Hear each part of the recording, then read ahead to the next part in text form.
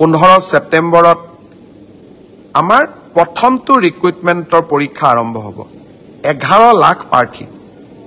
পৰীক্ষা পতা সহজ নহয় যোৱাবাৰ প্ৰাৰ্থী কম আছিল কাৰণে চেণ্টাৰ কম আছিল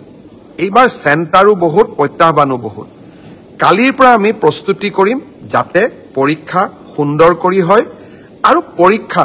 আমি যাতে সফলতাৰে পাৰ কৰিব পাৰো পৰীক্ষাত নকল কৰা বা পৰীক্ষাত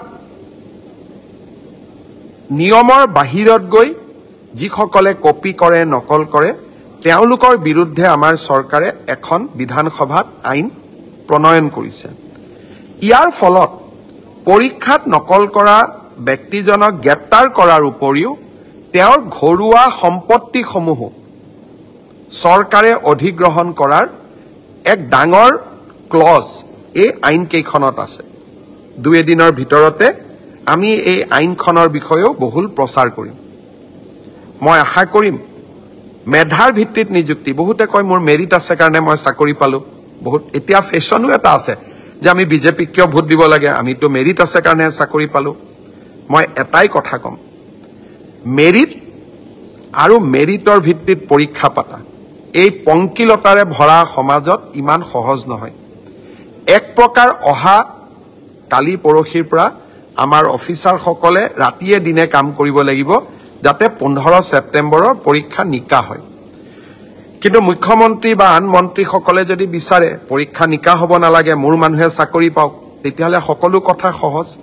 হতৰ বিপৰীতে গৈ আমি কাম কৰিছো পৰীক্ষা নিকা হওক আমাৰ মানুহে পাওক না পাওক মেধাৰ ভিত্তিত চাকৰি হওক এই সংকল্পক সিদ্ধিলৈ ৰূপান্তৰ কৰা এটা অতি কঠিন কাম 15 ছেপ্টেম্বৰত আমি আকৌ এটা শিক্ষাৰ্থীসকলেও পৰীক্ষা দিব চৰকাৰেও এটা কঠিন পৰীক্ষাৰ সন্মুখীন হ'ব মই আপোনালোকৰ সহায় সহযোগিতা বিচাৰিম আমি কেইবাটাও টেলিফোন নম্বৰ দিম কোনোবাই যদি কৰবাত কিবা এই ধৰণৰ বেআইনী ঘটনাৰ সুযোগ পায় নকল কৰাৰ ঘটনাৰ খবৰ পায় কিবা নকৰিবলগীয়া কাম কৰিব এনেকুৱা আগতীয়া খবৰ পায় আপোনালোকে যাতে আমাক জনাব পাৰে 15 ছেপ্টেম্বৰৰ পৰীক্ষাটো চৰকাৰে নহয় অসমবাসীয়ে লগ লাগি আমি সুন্দৰ কৰি পালন কৰিব লাগিব